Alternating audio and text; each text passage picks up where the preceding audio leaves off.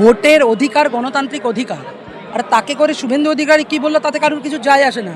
কোটি কোটি রোহিঙ্গাকে বাদ করব, মুসলমানদেরকে এখান থেকে বের করে বাংলাদেশে পাঠাবো। ভোটের নাম করে আরএসএস এর সিলেবাস অনুযায়ী সেই অনুযায়ী চলবে, অ্যাডজুডিকেশনে রেখে দেবে, তার মধ্যে দিয়ে এদিক ওদিক না। ভোটের অধিকার যা মানুষের গণতান্ত্রিক অধিকার তা দিতে হবে, তার জন্য নির্বাচন কমিশনকে এর দায়িত্ব নিতে হবে। কে শুভেন্দু অধিকারী, কে মমতা ব্যানার্জি, আমাদের তার দরকার নেই। মানুষের অধিকার মানুষকে দিতে হবে। একটা কথা বলি, শুভেন্দু অধিকারী কি বললো তাই দিয়ে না। আমরা মনে করি সবাই তো নাগরিক যারা যারা আছে, আর ভোটের অধিকার গণতান্ত্রিক অধিকার, আর তাকে করে শুভেন্দু অধিকারী কি বললো তাতে কারোর কিছু যায় আসে না। নির্বাচন কমিশন তাদেরকে ব্যবস্থা করতে হবে। ভোটের নাম করে আরএসএস এর সিলেবাস অনুযায়ী সেই অনুযায়ী চলবে, অ্যাডজুডিকেশনে রেখে দেবে, তার মধ্যে দিয়ে এদিক ওদিক না। ভোটের অধিকার যা মানুষের গণতান্ত্রিক অধিকার তা দিতে হবে, তার জন্য নির্বাচন কমিশনকে এর দায়িত্ব নিতে হবে। কে শুভেন্দু অধিকারী, কে মমতা ব্যানার্জি, আমাদের তার দরকার নেই। মানুষের অধিকার মানুষকে দিতে হবে।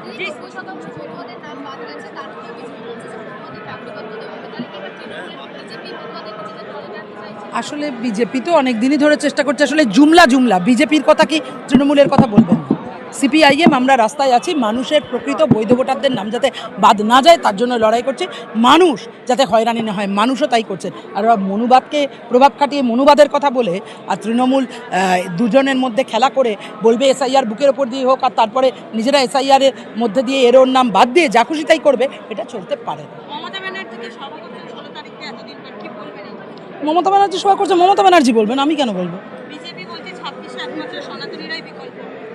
সেরা দিন না, অনেক দিন দেখলাম তো, আমরা অনেক দিন দেখলাম এইভাবে গণ্ডগোল করে সিএসআইআর এর নামে এনআরসি এর চক্রান্ত করে বাংলায় এরকম করা যায় না। উৎসবের দিন ছিল কালকে, শরৎ বোস রোডে শুভেন্দু অধিকারী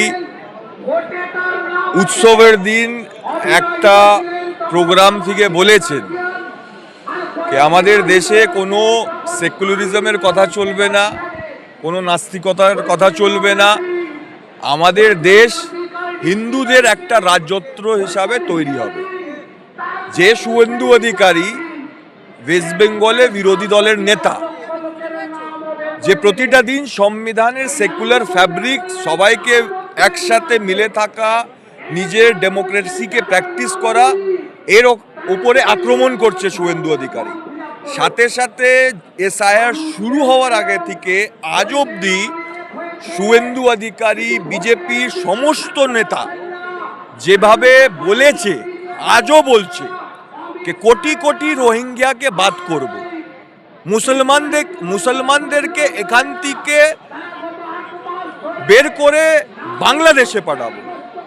তোমাদের মনে আসবে 2025 জুন মাসে বীরভূমের আমাদের সাথী একজন গর্ভবতী প্রেগনেন্ট উমেন, যেভাবে জোর করে ওনাকে এর জন্য পাঠানো হয়েছিল, সুপ্রিম কোর্ট ইন্টারভেন করেছে, আবার ওনাকে আমাদের দেশে ডাকা হয়েছে।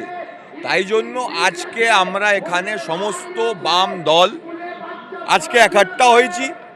প্রথম দিন থেকে যে আমাদের দাবি, যে আমাদের কথা, এসআইআর নাম করে সাধারণ মানুষকে হ্যারান করা যাবে না, এসআইআরকে সামনে রেখে বিভাজন করা যাবে না, এসআইআরকে সামনে রেখে ইলেকশনকে জেতা বা ইলেকশনকে পলিরাইজ করার পরিকল্পনাকে মানা যাবে।